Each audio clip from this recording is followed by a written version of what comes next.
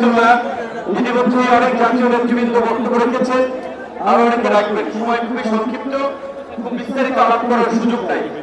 আজকের এই সমাবেশের জন্য ইসলামী আন্দোলন বাংলাদেশের নেতৃবৃন্দকে ধন্যবাদ জানাই। আমি গাড়ি থেকে আসার পথে দেখেছি মৎস্য ভবন, শাহবাগ, হাইকোর্ট মোড় সমস্ত জায়গায় লোকে লোকারণ্য, এই মাঠের বাইরেও। কাজে মাঠে যারা আছেন মাঠের মধ্যেই লোকে সীমাবদ্ধ, এখানে চতুর্দিকে লোকে লোকারণ্য।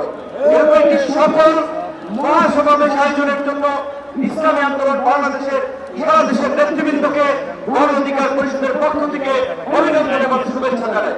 অভিনন্দন এবং শুভেচ্ছা জানাই ইসলামী আন্দোলনের পীর সাহেবকে এবং তার সাথে অন্যান্য সিনিয়র নেতৃবৃন্দকে, যারা আজকের ইসলামী আন্দোলনের এই সমাবেশে বাংলাদেশের প্রায় সকল মত পথের রাজনৈতিক দলের নেতৃবৃন্দকে এই মঞ্চে একত্রিত করেছেন।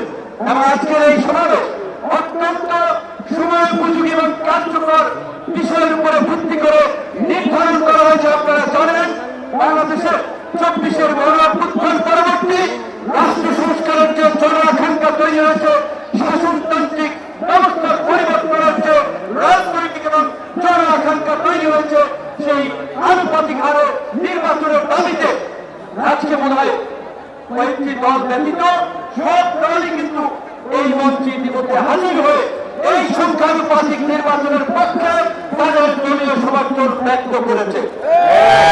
পরিষ্কারভাবে সংস্কার কমিশনকে বলতে চাই, সমাবেশ শুধু একটা দলের ডেকেছে, সবেমাত্র শুরু হয়েছে।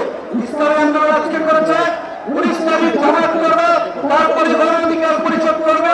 রাষ্ট্র সংস্কার এবং জন আকাঙ্ক্ষার বাস্তবায়নে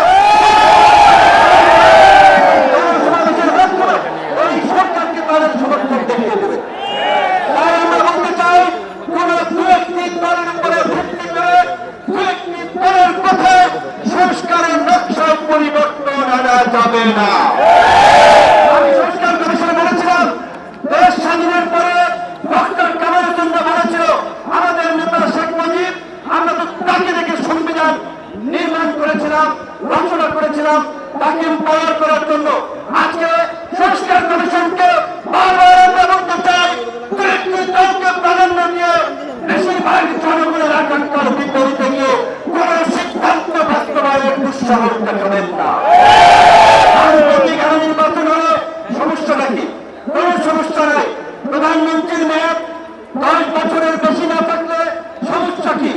আমরা অত্যন্ত যৌক্তিক ভাবে এই কথাগুলো দফায় দফায় আলোচনায় তুলে ধরছি, কিন্তু পরিষ্কার শুনবে না এই সংস্কার জাতীয় ঐক্যবদ্ধ কমিশন কেন জানি দু একটি দলের প্রতি পক্ষপাতমূলক আচরণ করছে। এই মেয়াদ মাধ্যমে তাদের এজেন্ডাই বাদ দিয়ে তারা ঘুরে দিল। মেয়াদ থেকে উচ্চ কক্ষ নিম্ন কক্ষ চলে গেল। উচ্চ কক্ষ নিম্ন কক্ষ হবে নাকি সমগ্র নির্বাচন মেয়াদের ভিত্তিতে হবে, সেটি রাজনৈতিক ভাবে আগে ঐক্যবদ্ধ পৌঁছাতে হবে। একই সাথে আমি আরো একটি কথা বলতে চাই, জাফর সাহেব সহ জামাতের নেতৃবৃন্দ তারা বলছে, আমরা বলছি আজকে সারা বাংলাদেশে উপজেলা, পৌরসভা, সিটি কর্পোরেশনে স্থানীয় জনপ্রতিনিধি নেই। জনগণ চরম দুর্ভোগের শিকার হচ্ছে সেবা পেতে গিয়ে। সরকারের উন্নয়নমূলক কর্মকাণ্ড ব্যাহত হচ্ছে এবং 50 বছরের অভিজ্ঞতা, নির্বাচনের পরে রাজনৈতিক দলগুলো এমপি নামিয়ে মন্ত্রী নামিয়ে কেন্দ্র দখল করে তাদের নেতাদেরকে পুলিশ প্রশাসনকে দিয়ে জেতায়। এই সরকারের আমলে যেমনি ভাবে জাতীয় নির্বাচন হবে, একই সাথে অনতি বিলম্বে আমরা স্থানীয় নির্বাচন আয়োজনের দাবি জানাচ্ছি। ভালো থাকবেন।